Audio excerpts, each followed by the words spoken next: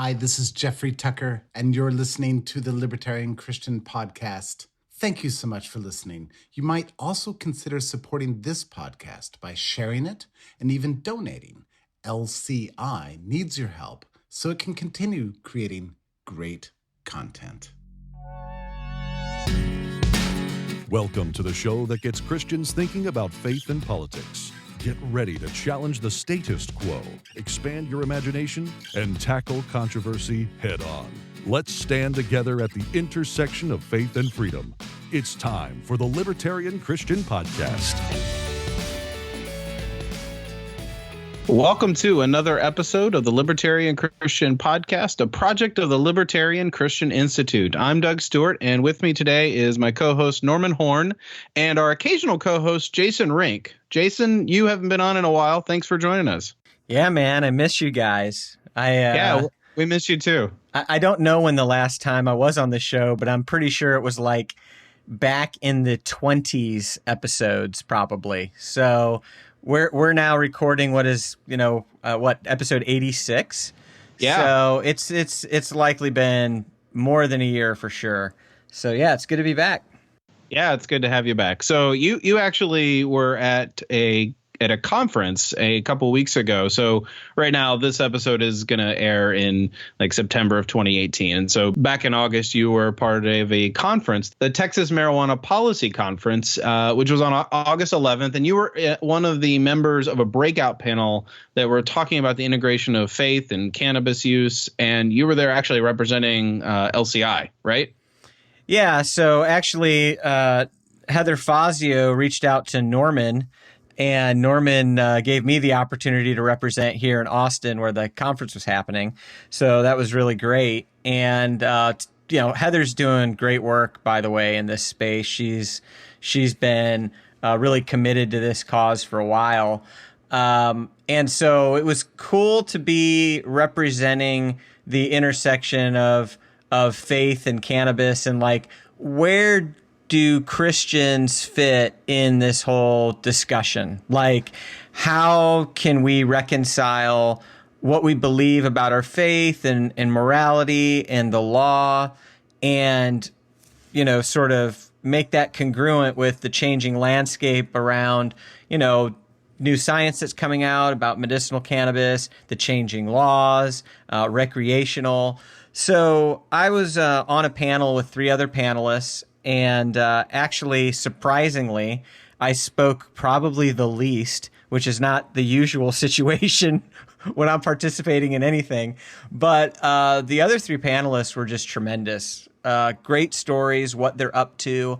And so I thought that this talk would make for a really good podcast episode for us to just sort of listen to the content and then weigh in with some comments and thoughts. And I know that when I shared that I was going to be on this panel, I had a lot of people interested on social media to hear it, wondering what was discussed. So I'm looking forward to getting this out into the world.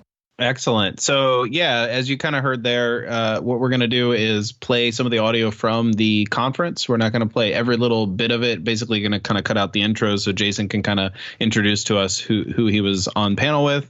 And then we'll come back in a little bit for commentary and discussion. So last year, we actually did this with our Christians for Liberty conference where we played a session and we kind of interjected our own thoughts and discussion and kind of used that as a bouncing point.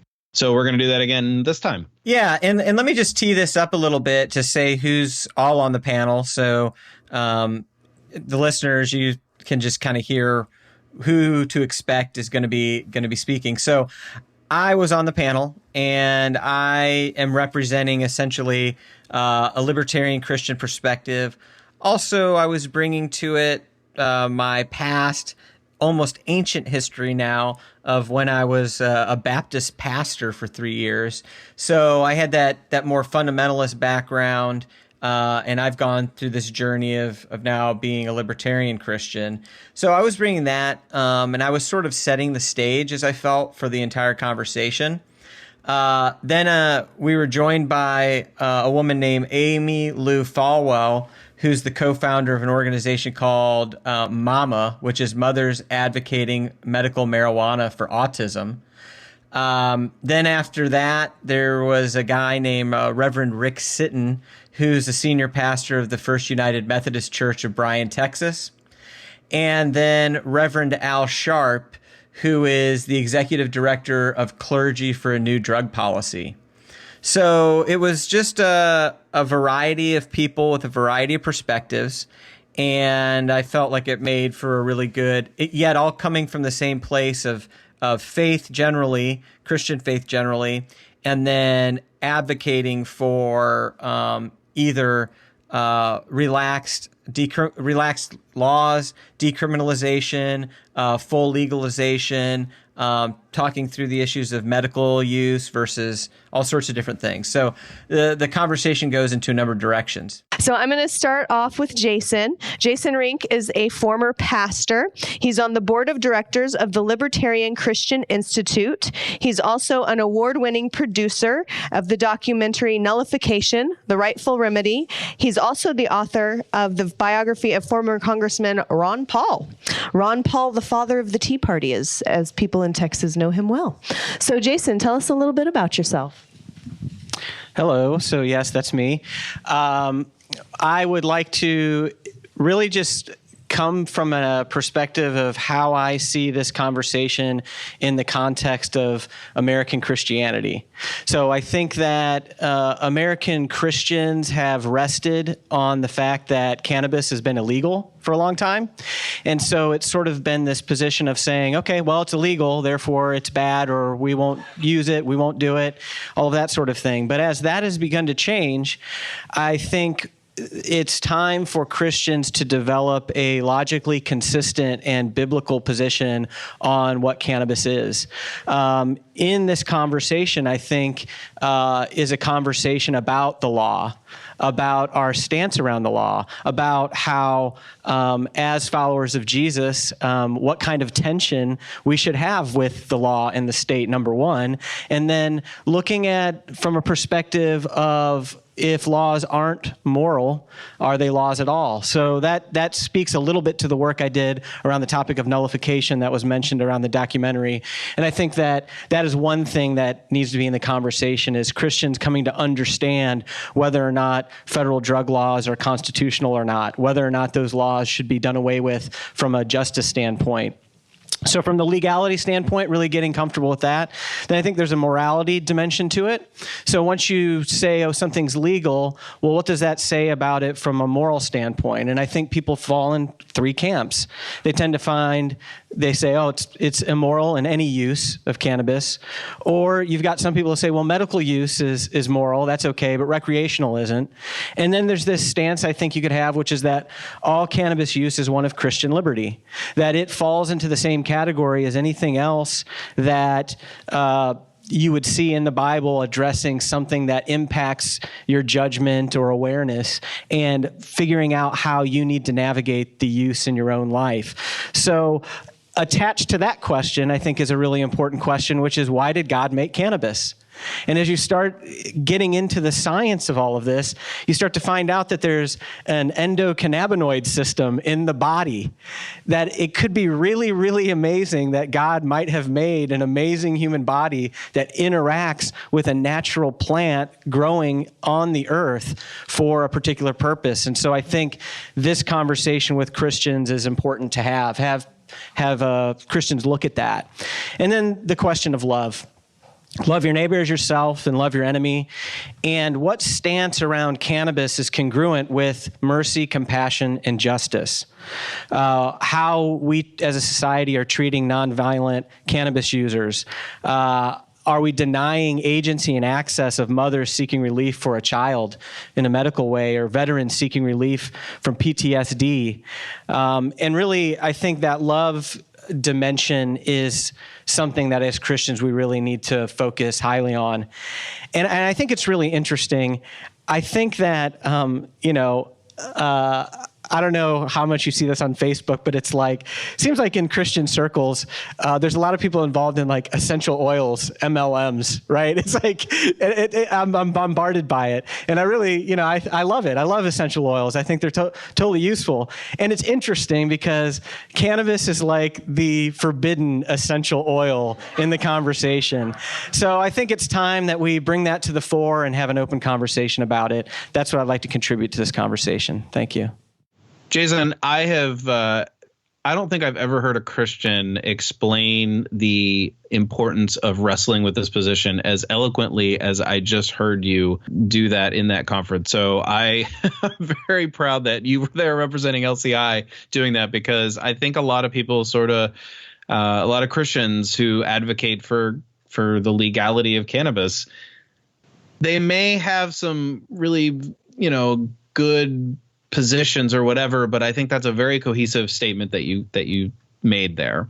And thank you for making that, because that is certainly something that people need to be able to promote and advocate and be able to kind of see that in a holistic fashion. So yeah, that's great. One of the things that I kind of thought of when I'm hearing you talk is like, I can imagine the people listening to this episode of the podcast and think of it in sort of two ways: the personal use side of things, and then the advocacy for its legality.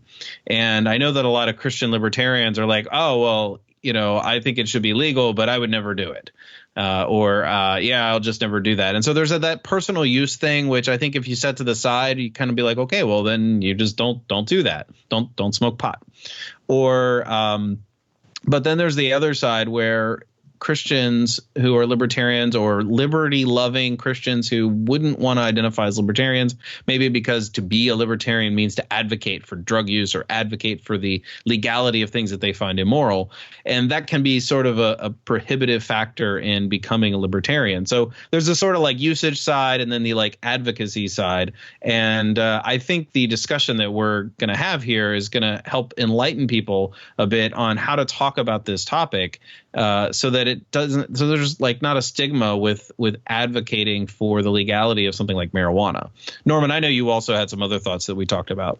Yeah, there are at least, there's at least 2 or 3 points here that I think they're so well put that they're worth mentioning in detail and over and over and over again to get the point across. One, and like you said, is that there is this aspect of advocacy for Christians, that the tension of, well, I don't want to affirm a certain, a morality that I disagree with. So so speaking from their perspective, I might be hesitant to accept the libertarian position on these sorts of things because it's doing something that I do disagree with. But there's a difference, though, as we've noted, in many episodes, between advocating for something on the basis of it being, the right moral action, versus saying that one should not be prevented from doing so by the government or by other people exerting force against them, because the action in and of itself is not an act of aggression. And that's really the key part about at least our position on legality itself.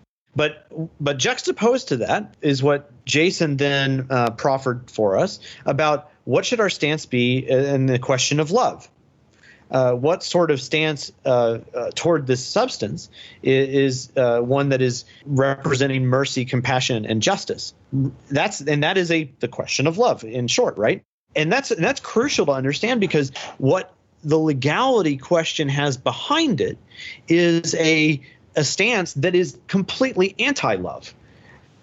In that, and we didn't, he didn't get into this, of course, but the history of cannabis prohibition is one that has involved within it racism and problems of all over the place that just don't make any sense and are completely unchristian.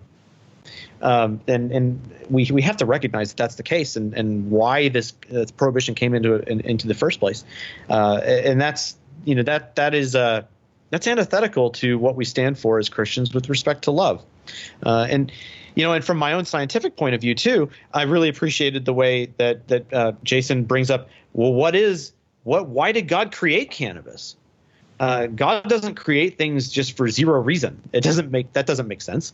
And so there's some really interesting things that because of prohibition we are not even permitted to ask about, and that's a in a way that is sort of screwing up the dominion mandate from God Himself in the book of Genesis, is that our function in creation is to cultivate and to do things that create progress in a good sense, that bring science forward and bring forward new products, and not being able to even consider the use of cannabinoids in so many respects is really a deleterious thing. This is not a good thing at all. And so, losing sight of these sorts of aspects on the basis of the state told us no is just a real shame. And thus it's important to kind of to reframe and to recast these things in the way that Jason did in those few minutes there. And so I think that's kind of all I wanted to kind of say at this point here. Jason, I had already told you that you were very eloquent in what you said, but as you hear it again and reflect on, you had the disadvantage of going first. There's an advantage there as well, but sometimes you kind of bounce off ideas from one another. Do you have anything else you want to add to what you said, or any further thoughts on how we've kind of taken this discussion? Well, really, the thing that really landed for me as I was preparing for this talk, and that I really started thinking about and inquiring about my own stance on it, was just the idea that I think the fact that cannabis has been illegal in the United States for as long as we've been alive, and really the people in our generation are like the just say no generation. It's like the drug war really got a lot of its teeth when I was growing up and in grade school. And so it's interesting because I think the statement I made around how I think Christians have essentially just been lazy about inquiring about what's right in this issue because it's been just illegal. It's been outlawed by the government. I think that's the thing I want to press into most, is just to challenge people. Hey, let's just take a step back and consider some of these questions, not rest on the fact that the government has outlawed it as a moral reason for it to be outlawed. And, again, my background in having, worked with the 10th Amendment Center and made the movie on nullification, I've got a real soft spot in my heart for the role that state nullification in the marijuana issue has really been something that's opened up really the conversation around, federalism and how we can sort of work at these local and state levels to try to get some of these rights back. So anyway, I think it's important for Christians just to really examine these opinions anew in light of what's being discovered. The irony here, too, is that you described it as, Christians kind of being lazy in developing that theology. And I find it kind of ironic because, as much as we want to say that our morality, our theology, it all comes from the Bible, which is, that's mostly true. But the irony in this particular instance is that we essentially have a theology of creation that is being handed down, vehicle of the state, as opposed to questioning it and saying, wait a sec, is this for real? To me, that's when you frame it in that respect, you realize, oh, well, the answer is obvious, that the government doesn't have that authority to hand down that type of morality. We do have to question that, especially when it is so fuzzy potentially. But that's an interesting point to kind of mull upon. Well, cool. Well, that's great. I want to tee it up real quick for the next speaker, who I just got to tell you, I think this woman is a hero, and I was really moved by what she had to say. And she will do a great job of introducing who she is and how she's arrived at this issue. But she's going to share something really close to her heart that has to do with being a mother and wrestling with her Christian faith and finding a medicine that is forbidden, but that provides relief for the child that God has given her to raise and to care for. So the next speaker is Amy Lou Falwell, who is the co-founder and president of MAMA, Mothers Advocating Medical Marijuana for Autism. So I'm going to jump off on what he said initially. We switched churches and went to this very small Southern Baptist, very, very conservative church a couple years ago. And we thought, well, maybe we should tell the pastor what I do. And so he's a young man but very, very Southern Baptist conservative. And so we just sat down and said, we have this child with autism that you haven't met yet. And Amy is an advocate for medical cannabis. And he just said, 5 years ago, I would not have believed that was a medicine, but I've seen how essential oils work. And I believe that it's an oil and it's medicine from a plant. And considering what else they were willing to give your kids, he knew that right. He just figured that out right away. I think it's probably a good alternative. So I think there's a lot of enlightenment happening through the efforts of so many advocates that this is an exciting time for us. So to my story, I'm going to cry maybe more than once. I usually cry once and get it over with, but I don't know why God allowed my son to have autism. I do know that he loves Jack and has a plan for his life to offer him a future and a hope.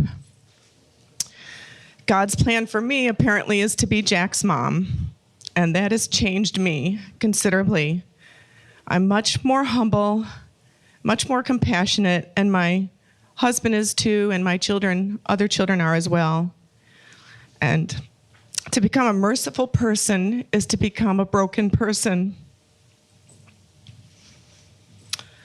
I stopped trying to fix Jack a long time ago, but I will always, always pray for complete healing, and I will always work as hard as I can to help him in the meantime. And what I want for Jack is to be happy. And I know that God does everything for a reason because he loves us, but he also purposefully put THC in cannabis. And there's so much potential for a whole plant THC rescue remedy for children with autism who would have a tendency to rage, to be aggressive or self-injurious, or just meltdowns.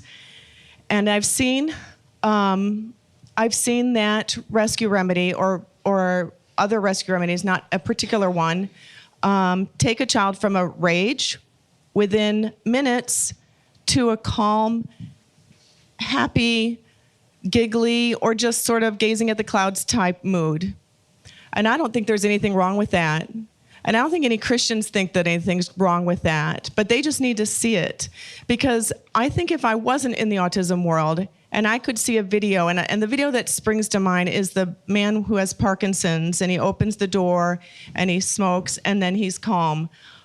If every Christian in the world would watch that video, and of course not to mention the Kara Zartler video and then the seizure videos out there, I think I hope the world would be a better place for us and our kids. I became aware of medical cannabis just searching for answers, as Jack said. And to be honest, cannabis was just one of the alternative interventions we've tried over the years. We've tried everything from voodoo to laying out of hands to, hyperbaric oxygen and probiotics, and everything that didn't work. And our overarching decision-making principle was to do no harm. First, do no harm. So medical cannabis was basically a no-brainer. Illegal? Let's fix that. God's laws trump man's laws. So obviously that's why Talia and I started Mama, because life is too hard to get in trouble for just trying to help your kid. This past year, my son went from difficult to care for to being terrifying to live with. I don't think you know this, Jax, but it can be unbearably dark to realize that nobody can help you.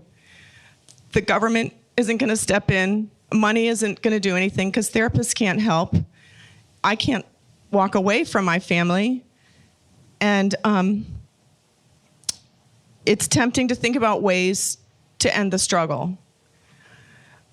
But as Jack got worse and worse, We prayed so hard for God to rescue us. We lived in the promises of the Psalms. We believed from Psalm 27 that we would look upon the goodness of the Lord in the land of the living. And Jack too. And God provided another place for my son to live. My goal, seeing that he's gone, it's short term. It's a few years of respite, and we have to get our ducks in a row for what happens when he turns 22. But in short term, my goals are that his facility could use a rescue remedy so that on those bad days, they don't have to rely on a PRN that is a dangerous pharmaceutical. My next goal would be that we could bring him safely home for weekends, and we would need extra natural medicinal support to do that, I believe.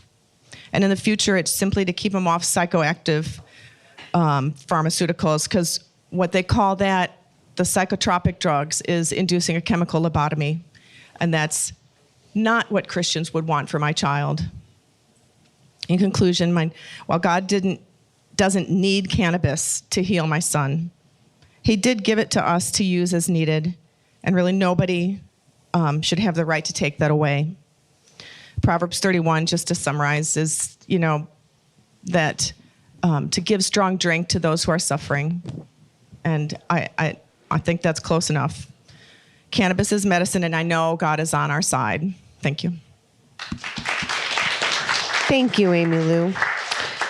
So, it's interesting in talking more with Amy Lou, she would classify herself as a conservative Christian, lifelong Republican, 6-day creationist, pro-Second Amendment, pro-10th Amendment, pro-Israel Christian, right? So, So not exactly a hardcore libertarian. Yeah, right. I imagine that if I got into a conversation with her around a number of other ancillary issues, we might find some areas of disagreement on it or whatever. So, it's interesting. That's another reason for me that I really resonated with what she was up to, because I'm like, this is really out of the box for her. It wasn't easy for her to go here. And now she's finding herself in a position where she's advocating for this and talking to other people who are a lot like her. So I think that's really interesting. I think the question, I don't have any experience with, her son, I think, is 19 right now. So she's had an experience with an autistic son for a long time. And I haven't had that kind of experience. It's difficult for me to relate to that.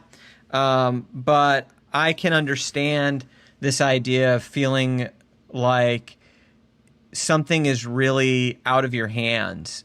And I can relate to an experience of feeling like there's no help, no remedy. You've tried everything. And then you find something that creates some relief, and it's forbidden. That's an interesting position to be in. So I just honor her for standing forth for her convictions and really having a priority of wanting to serve and heal her son in this situation. And for her, the way that it aligns with her conscience is right. So that's what I'd have to say about it. Who else has something to say? Where I would probably jump in here is that she said a couple things that resonated with me. Is that first, is that where we've come in the past 5 years or so in the world of Christendom is really pretty significant. Where 10 or 15 years ago, even 5 years ago, the idea of legalization or even medical marijuana or cannabis, it was not accepted. We've come a long ways, and I think it's probably because of the stark contrast of prohibition to what could be possible. But I think it also should be kind of underscored here as well that, and this isn't just a Christian problem, by the way. This is kind of the world at large.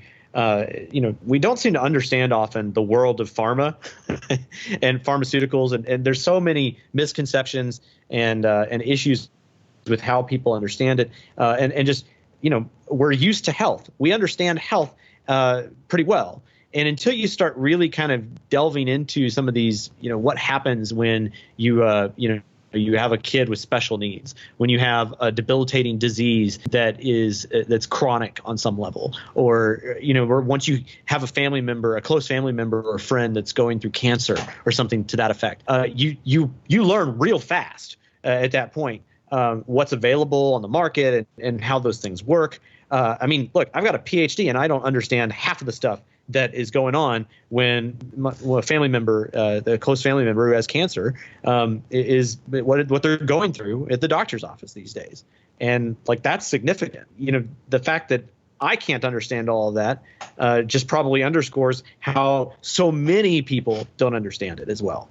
And so it's interesting that, her experience of discovery of something that actually does help, and then to have determined for her that it is forbidden. On what basis? Well, it's a plant that we disapprove of. That's tough. And I've seen this in other people as well. And I've seen people who have various kinds of chronic illnesses of some kind. That where cannabis or cannabinoids could potentially help them based on research that I've seen. And their resistance to even approaching that research is significant. That's being pushed back upon by this legalization effort, and that's significant. And yeah, so what they're doing at Mama is heroic, and we can be appreciative of that. Hey folks, Norman Horn here from LCI. Would you do us a quick favor and rank us on Apple Podcasts or wherever you subscribe to us? High rankings help us get the word out. And now let's get back to the show. So the next speaker is Pastor Rick Sitton, who's the senior pastor of the First United Methodist Church of Bryan, Texas. And his story is similar in that he has a special needs son who's on the autism spectrum. But he's a senior pastor of a Methodist church, so he's coming at this from the perspective of being somebody in vocational ministry and being a clergy member. So Rick really also, I just can't say enough good things about the people on this panel. I think they did a great job of picking some representatives to speak to this issue. So we're going to go ahead and play Rick right now, and then we'll talk about that. Well, good afternoon. I want to begin letting you know a little bit about the difference or distinctives of what a Methodist is. We have three general rules for over 200 years. One is do all the good you can. Second is do no harm. The third is stay in love with God. And to do that, you have to love people, and you do the things to help you do that. So over the 30 years of ministry, I've encountered a lot of members of the church, from Danny, who was a Vietnam vet, amputee, suffered horribly, no help. Everything he tried, no help. To people who have cancer in the church that's terminal, and all the drugs that they're given really often makes it worse. I could tell you story after story as a pastor of people who would cry out, and they really had no alternative because anything they tried didn't work, and they didn't have the freedom to try something else. So a couple of years ago, one of the church members who's here today, Judge Delaney, talked to me about this issue and gave me information that I desperately needed that really helped me, because I think I'm a pretty typical person. I'm just going on through life on a journey and trying to do the best I can. And then 10 years ago, my wife and I began to raise our grandson from the day he was born. His name's Jacob. When you do that with children, you never know what's going to happen. You just assume the best. But Jacob turned out at 18 months to have been diagnosed with autism. Instead of playing with toys, he would line them up in a line. Instead of reading a book, he would simply turn the pages and then turn them back, and then turn the pages and then turn them back. And this repetitive disorder was alarming, so we had him diagnosed. Jacob also turns out he has apraxia of speech, which is a term that experts know about. But for you and I, as lay people, he's mute. He can't form the sounds in order to make the sounds that you need to make for speech. So his vocabulary is a handful of words, and he communicates through an iPad and an app. And he's amazing that he can do that, but it's very functional communication. He doesn't understand emotion. He has obsessive compulsive disorder. He has stimming that is almost constant, rocking back and forth. There are things in Jacob that you can see that you just wish they could come out. And he doesn't have that opportunity because we have laws that prevent us from being able to make decisions for his best interest. So I want to talk about something at the same time I learned a few years ago that has to do with liberty. Read a really great book by Dr. Tony Evans, who's a pastor in the Dallas area Urban Institute. In the book, he talked about the levels of government that God created. Just like God created cannabis, God's created levels of government. The very first level is self-government. And no government ought to be able to tell you what you're going to do with yourself. That's your stewardship between you and God on what you do with your body, what you put in your body, how you care for your body. And when the government gets involved to be able to tell you what you can do with your body, it's taken an enormous amount of power from you. This country was founded on liberty. It's one of the most unique countries in the history of the world. And we need our liberty back, and that's what I try to preach. We need the liberty to make a decision on what we think is in the best interest of someone that we love. Because I really don't know what the answers are going to be for Jacob. Jacob is not self-injurious. However, he's going through puberty at age 10. He actually started at age 8. My wife has to shave him now every other day. He is beginning to display alarming behaviors that are different, and that's what happens in this growing up stage. You don't know what's going to happen in a month or a year, and so you live by faith every day, and you try to get by. I'm also here because of God's miracles. I count Judge Delaney as part of that, but when I first moved to Bryan, Texas, we had been in a custody battle over Jacob, which took many years, and rarely do grandparents win, but we won by the grace of God because we were doing everything we can to help him. We feel like that's our calling.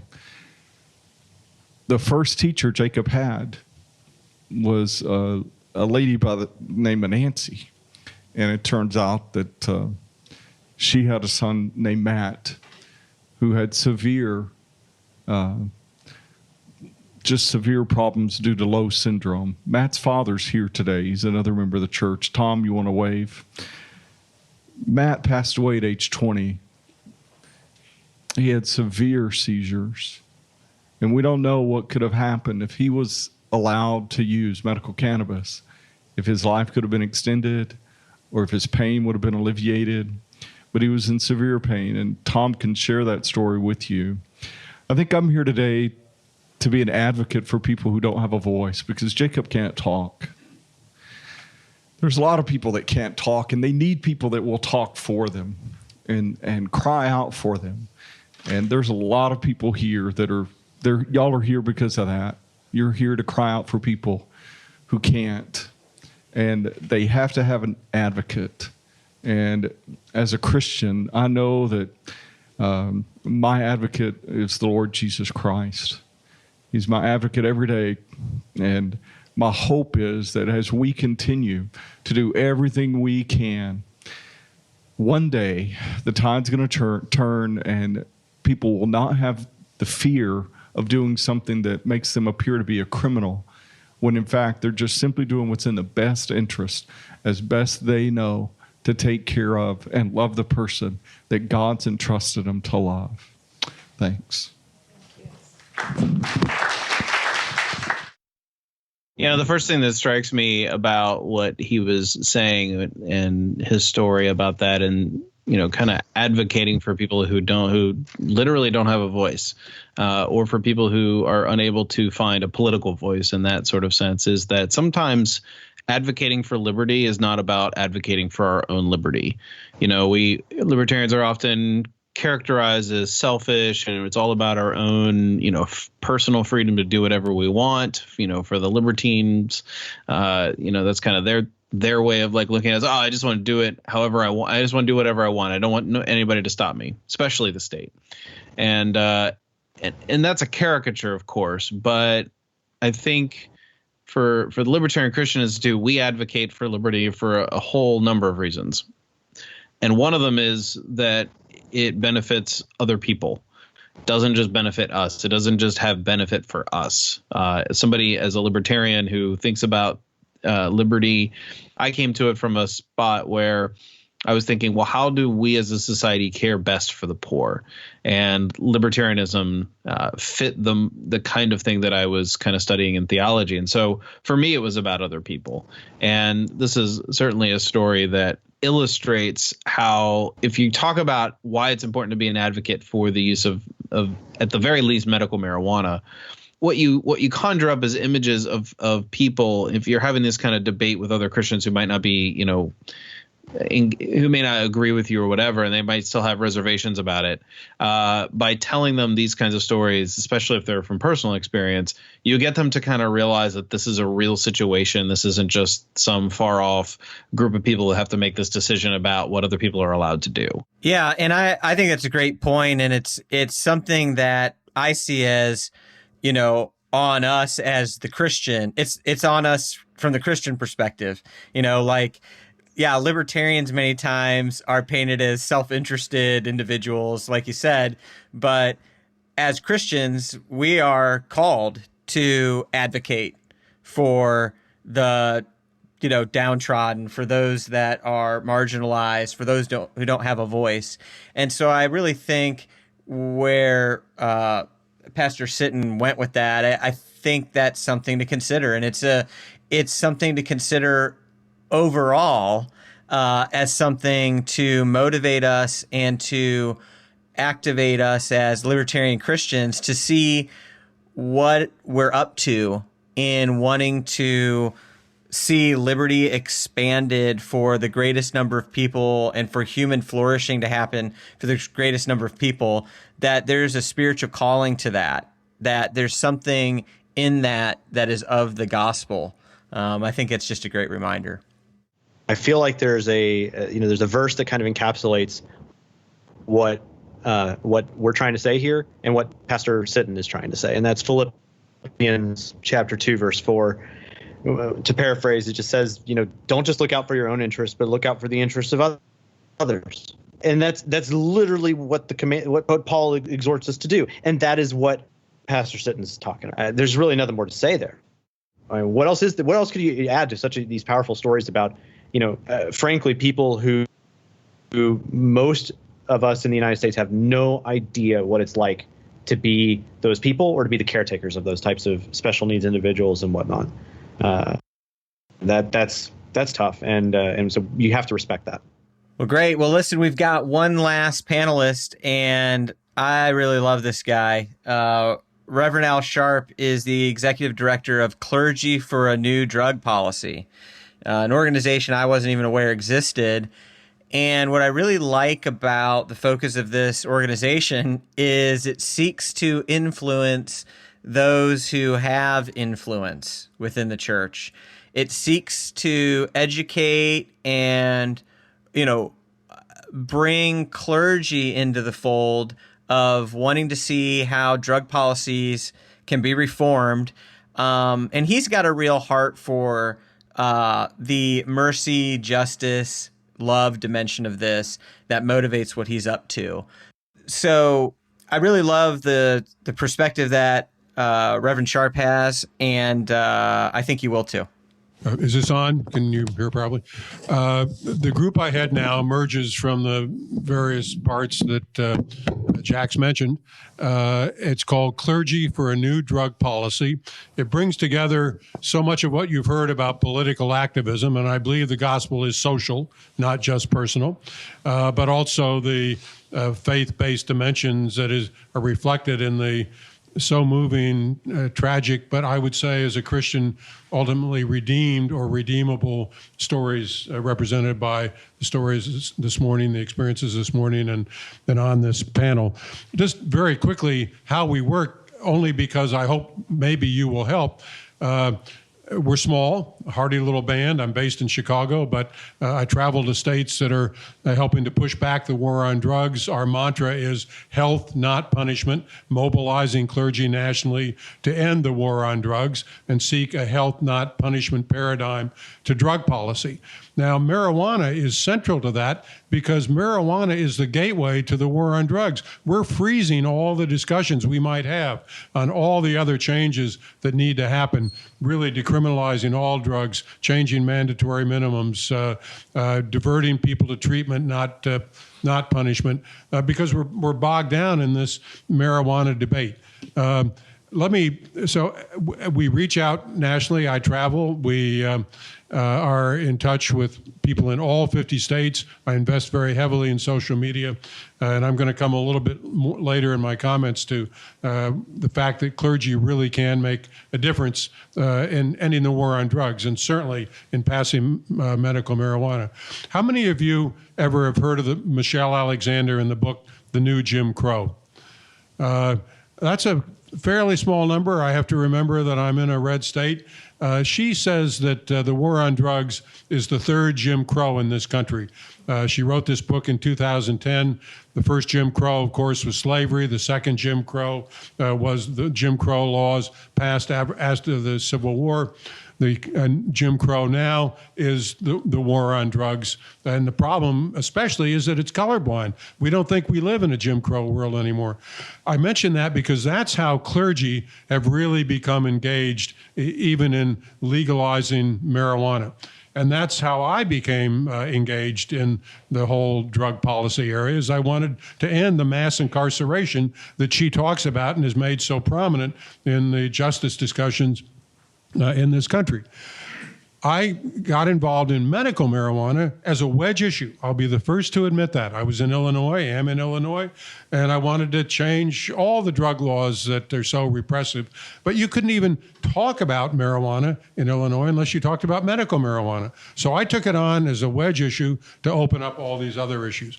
I will be the first to tell you that after I'd been involved for about a month, took maybe even less than that, it became all-encompassing. If my life had stopped after we'd passed medical marijuana in Illinois, I would have been more than a happy man because I met people who have been talked about here, people suffering. I had no concept even of chronic pain you can't ever get away from until I really became involved in the medical marijuana issue. I'm here having fought the battle for medical marijuana in Illinois for 3 years, and it was being fought long before I got involved, to give you another Christian concept, which is the concept of hope. This is going to happen, folks. It's just a matter of time. You just got to have the perseverance to stay with it. And the reason it's going to happen isn't because of all the policy stories. I can tell you the lousy policy arguments the good policy arguments I made that got refuted for lousy reasons, because the policy arguments don't have the persuasive powers. I can't tell you how many times people said, well, we can't prove medical marijuana. It hasn't been approved by the Food and Drug Administration. Well, why hasn't it? Because the federal government that makes research possible, that the FDA says they want, repress research, as we well know. One reason there are less people in this hearing than the other one is because you're hearing about all the barriers to federal research. That didn't, I'd make that argument, that didn't persuade people. What did persuade people are the individual stories. It took us 3 years to get 6 or 7 votes, the final votes that would put us over the top. And again, it is because it took that long to get 6 or 7 legislators that weren't with us to realize that they knew a family member, they knew a friend who would have been benefited enormously by medical marijuana. I couldn't be in Springfield the day the vote was taken, but I was sitting in my office streaming the debate. Tears were coming down my face. And my own state senator got up and said, my father's life as he was dying from cancer would have been dramatically different if we had had medical marijuana, and tears were coming down his face, and that's why it's passed. It's going to pass here for exactly the same reason. You might wonder, and this may be helpful to you, one of the arguments we got was, of course, and we've heard this elsewhere, well, you're just the Trojan horse for legalization. And I used to ask myself, now, if I were asked, how do I feel about legalization, what would I say? And incidentally, I never was asked, but the answer I would have said is, I am for legalization, ultimately, but you need to know that when the debate about legalization happens, it's going to be a ferocious debate. Let's respect democracy enough to realize that the democratic process does work and not push back something that is so valuable in and of itself because you're afraid of legalization when it's going to be a major public battle before that happens. So let's respect that process. Do I have a little more time? Yeah. Okay. I think it's reasonable to ask the question, why clergy? In this whole issue. What's distinctive about clergy voices? And the Reverend has obviously made the basic case. And I will say, I make the same point in a slightly different way, but I'll first say, you guys ought to be using clergy much more. I have found that with mainline pastors, and I realize I'm not in a state where there might be not as many, quote, mainline pastors as there are in Illinois, for example. But mainline pastors get medical real fast. It's a progression. Almost any pastor I talked to signed up to support me in Springfield, state capital of Illinois, on medical. Even decrim, because of the mass incarceration arguments, and clergy are for justice and against mass incarceration and all the mindless repressive drug laws that we have. I didn't find it very hard. Legalization is harder. But on medical, the mainline folks are with you. Now, we're in a state where there are more evangelicals here than there are in Illinois, but go after the evangelicals, reach out to them. The pastor has the message, and we also heard it this morning. The real Christian message is about love and compassion. The Jesus I know was a Jesus of mercy and forgiveness and healing. The evangelicals have to believe that, but they're so worried about their own salvation and about an angry God and whether they're going to live properly and get into the next world that they lose sight of the fact that that's not Jesus. That's not what Jesus was telling them. Jesus was again, the living representation of God on this earth, teaching that God loves us all and calls us to love each other. 1 Corinthians, after you get past 1 Corinthians 13, the very next words are, make love your aim. And medical marijuana is bringing the compassion and healing and indeed the love of those who God loves to this world. I wrote when I speak about the evangelicals, as you know, Oklahoma has just, because of a ballot initiative, legalized medical marijuana. And I wrote an op-ed on reaching out to the evangelicals and frankly called them out. And I said, there was a Presbyterian minister in Oklahoma City who signed the op-ed. It was published in the Oklahoman. It got 11,000 shares.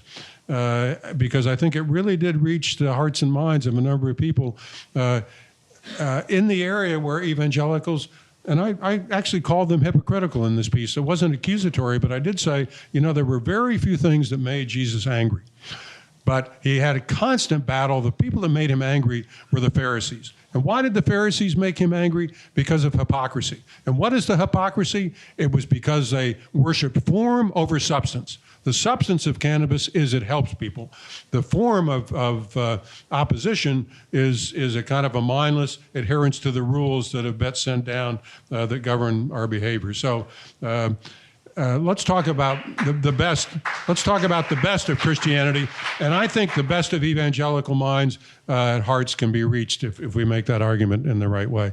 I've taken a fair amount of time, but I will say one other thing about why clergy should be involved not just in medical cannabis, but in the legalization of cannabis. They're all the policy arguments that should appeal to clergy about legalization. Taking the black market out, we're worried, and perhaps more worried about than anybody else, about the health and safety of our kids. They're not going to be healthy and safe.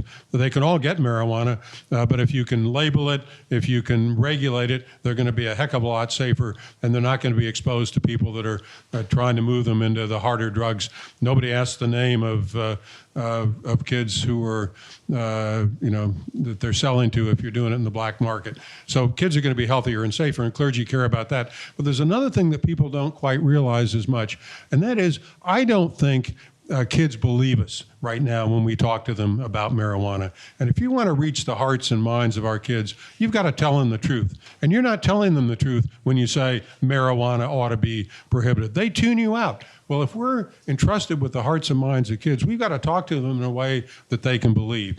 And I think the way they will believe is to say, look, it's legal, it's out there, you shouldn't use it until you're 21, but we're being honest about what we did, and we're talking straight with you about the dangers, but we're not pretending that it's bad for everybody, because no sentient child really believes that. So those are the reasons I think that clergy can be involved. I think you've got a potential for great involvement of clergy in Texas, and ultimately the message is hope. It's going to happen.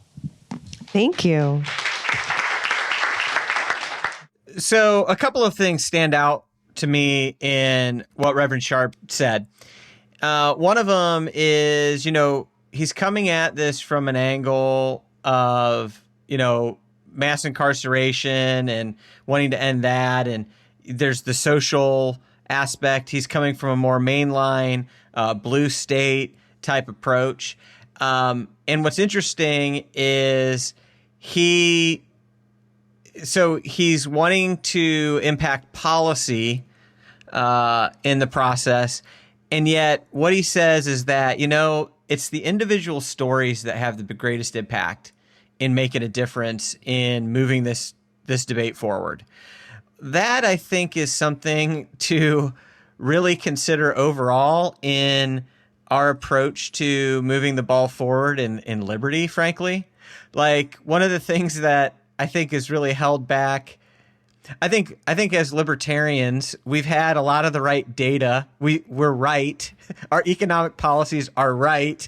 Like, we just have a lot of being right about what we stand for, and it occurs to us as right. And yet the data and the facts really just aren't what make people change their minds about things. Like, it's the human dimension.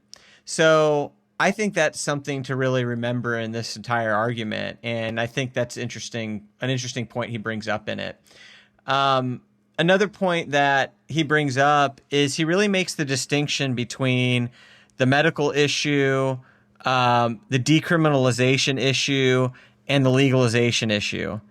And those are actually all three different dimensions of what needs to change in marijuana policy.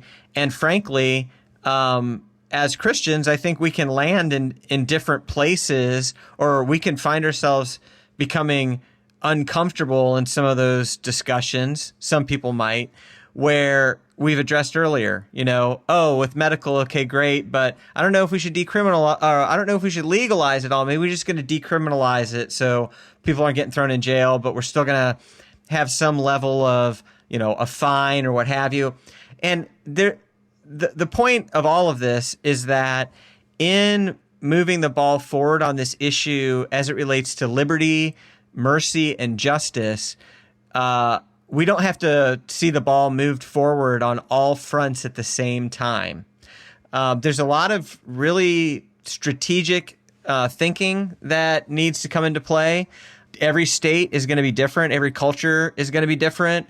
And so I just think it's interesting to, as we find and examine our own positions on this issue, it's important to recognize that there's distinctions to be made around how it might become legal, how the laws might change.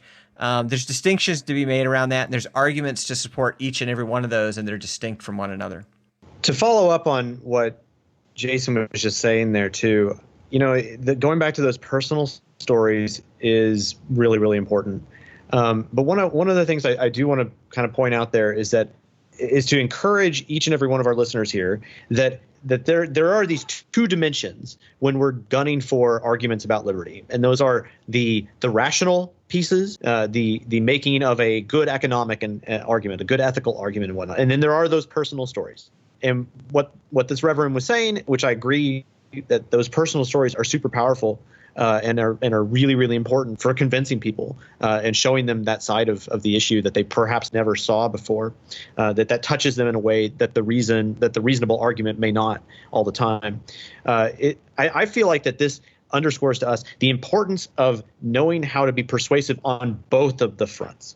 Because yes, it is true that we do need to understand all of those rational arguments really well, and we do need to have those personal stories and those dare we say emotional reasons to argue for liberty in those particular ways. And I guess what I want to throw out here is that don't let don't let yourself go to pendulum swing one to the other. Gird up, your mind with everything on both sides. Let this be an issue to encourage you to get on both of those horses and run with all speed. And don't ignore one over the other. And really that is the art of rhetoric. That is how we convince people, is knowing how to utilize both of these methods, if you will, the rational and the emotional, to appeal to people and persuade them of the rightness and justness and mercifulness of your cause in this case. Yeah, that's great. And, I think well said. And the idea is, I think it's just really important to remember that, liberty or the lack thereof impacts real human beings. That's what we're in this for. That's what it's all about. Yeah, and real human beings are the ones communicating how something can be different. Yeah, exactly. It kind of reminds me, back in the day as being a student, my good buddy Jim Lark, who's a professor at University of Virginia, who would come to Austin and speak with us students every once in a while. And one of the things he'd say was, you could, when you're making an argument about liberty to someone, in the background of that argument, the person that you're talking to is going to be inwardly asking, what kind of person is telling me this? Is this a person that I would like to be like? Is this a good person? Is the society that you envision going to be a good society? Those are both rational and emotional questions that have and your communication of those values in that way is how they're going to answer that question. Remembering that is also important. Is that your communication of those senses of justice, mercy, and love is just as important as the rational argument. So don't ignore any of that. Make the rational argument, make the emotional argument, show that you're a virtuous person. That'll make the difference. Well, Jason, I just wanted to thank you for going on behalf of LCI to be part of a panel that is such an important discussion, and for joining us on this episode to kind of, elaborate and go further with that discussion. Don't be a stranger, man. Hey, man, I'll come on the show to talk about weed anytime.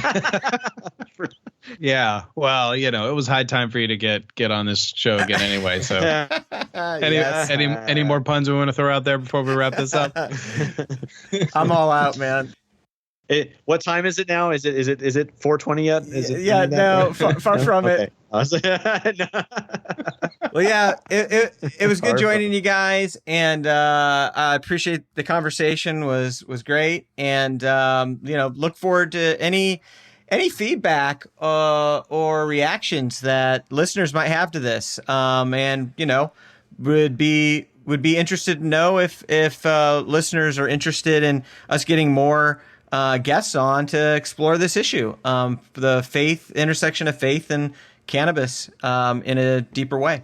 Yeah. So podcast@libertarianchristians.com. You can email us there. And I will just note that on the show notes page of this episode, we will have an audio that we spliced in between the clips of us discussing this episode. And there was kind of a Q&A that we did not fit into this episode. So listeners, you can go and download that at our show notes page. Thank you for listening to another episode of the Libertarian Christian Podcast. If you liked today's episode, we encourage you to rate us on Apple Podcasts to help expand our audience. If you want to reach out to us, email us at podcast@libertarianchristians.com. You can also reach us at LCI Official on Twitter. And of course, we are on Facebook and have an active group you are welcome to join. Thanks for listening, and we'll see you next time. The Libertarian Christian Podcast is a project of the Libertarian Christian Institute, a registered 501c3 nonprofit. The audio engineers were Doug Stewart and Jason Rink, and voiceovers were by Matthew Bellis and Caitlin Horn. If you'd like to find out more about the LCI, please visit us on the web at www.libertarianchristians.com.